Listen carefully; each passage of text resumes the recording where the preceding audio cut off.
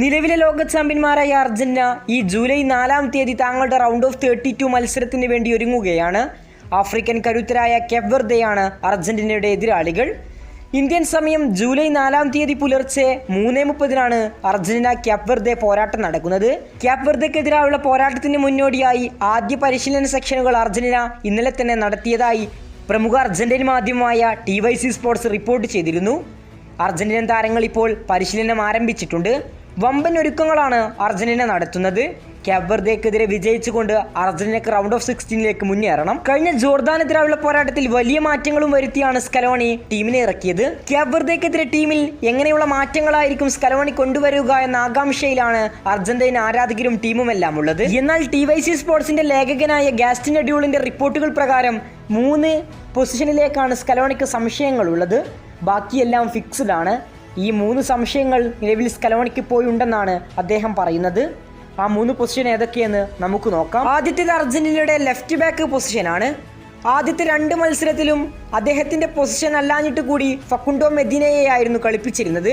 Nicholas ടാഗ്ലിയാഫിക്കു പരിക്കേറ്റതിനാൽ തന്നെ Facundo മെദീനയെയായിരുന്നു കഴിഞ്ഞ നിർണായകമായ 2 മത്സരങ്ങളിലും സ്കലോണി കളിപ്പിച്ചിരുന്നത്. ആരാധകരുടെ കയ്യടി അർഹിക്കുന്ന പ്രകടനമാണ് ഫക്കുണ്ടോ മെദീന കാഴ്ചവെച്ചത്. എന്നാൽ നിക്കോളാസ് ടാഗ്ലിയാഫിക്കോ തിരികെ എത്തുമ്പോൾ ആരെ കളിപ്പിക്കണമെന്ന സംശയം സ്കലോണിക്കുണ്ട്.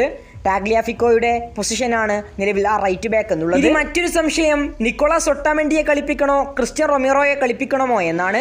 നിലവിൽ ക്രിസ്ത്യൻ റൊമേറോ ഓസ്ട്രിയക്കെതിരായുള്ള മത്സരത്തിൽ കാൽമുട്ടിന് പരിക്കേറ്റ് പുറത്തു പോയിരുന്നു. പരിക്ക് ചെറിയതാണെങ്കിലും അദ്ദേഹത്തിന് മുമ്പ് സംഭവിച്ച അതേ കാൽമുട്ടിന് തന്നെയാണ് ഇഞ്ചുറി സംഭവിച്ചിട്ടുള്ളത്. പരിക്കിൽ നിന്ന് മുക്തമായി താരം പരിശീലനം നടത്തിയിട്ടുണ്ട്. പക്ഷേ താരത്തെ സ്കലോണി കളിപ്പിക്കുമോ എന്ന് കണ്ടറിയണം. മത്സരത്തിന് തൊട്ടു മുന്നേ മാത്രമേ ഇക്കാര്യത്തിൽ ഒരു വ്യക്തതയുണ്ടാകൂ എന്നാണ് ഗാസ്റ്റിൻ എഡ്യൂൾ അഭിപ്രായപ്പെടുന്നത്. അല്ലെങ്കിൽ നിക്കോളാസ് ഒട്ടാമെൻഡി ആയിരിക്കും ലിസാൻഡ്രോ മാർട്ടിനസിനൊപ്പം അർജന്റീനയുടെ സെൻട്രൽ ബാക്ക് പൊസിഷൻ കൈകാര്യം ചെയ്യുക. മറ്റൊരു സംശയം ഹൂലിയൻ അൽവരസിനെ ലിയോ മെസ്സിക്കൊപ്പം കളിപ്പിക്കണമോ അല്ലെങ്കിൽ ലൗത്തറോ മാർട്ടിനസിനെ മെസ്സിക്കൊപ്പം കളിപ്പിക്കണമോ എന്ന നിർണായകമായ മറ്റൊരു സംശയമാണ്. നിലവിൽ 2022 ഖത്തർ വേൾഡ് കപ്പിൽ നമ്മൾ കണ്ടിരുന്ന മെസ്സി ഹൂലിയൻ അൽവരസ് കോംബോ ഇതുവരെ നമുക്ക് ഈ വേൾഡ് കപ്പിൽ കാണാൻ സാധിച്ചിട്ടില്ല. പരിക്കുമാറി തിരിച്ചെത്തിയ ഹൂലിയൻ ഫോമിലേക്ക് എത്തിയില്ല എന്നതാണ് ഏറെ നിരാശാജനകമായ കാര്യം. നിലവിൽ മെസ്സിക്കൊപ്പം സ്കലോണിയുടെ ഫസ്റ്റ് ചോയ്സ് ഹൂലിയൻ അൽവരസ് തന്നെയാണ്. പക്ഷേ താരം ഇതുവരെ കളിയുടെ റിതം കണ്ടെത്താൻ സാധിക്കാത്തതാണ് ഏറ്റവും വലിയ തിരിച്ചടി.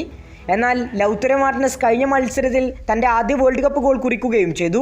താരം ഫോമിലേക്ക് മടങ്ങിയെത്തിയാൽ മെസ്സി ലൗത്തറോ മാർട്ടിനസ് കോംബോയും നമുക്ക് പ്രതീക്ഷിക്കാം. നിലവിൽ സ്കലോണിക്ക് ഈ 3 പൊസിഷനിൽ മാത്രമേ ചേഞ്ചിൻ്റെ ആവശ്യം വരുന്നുള്ളൂ.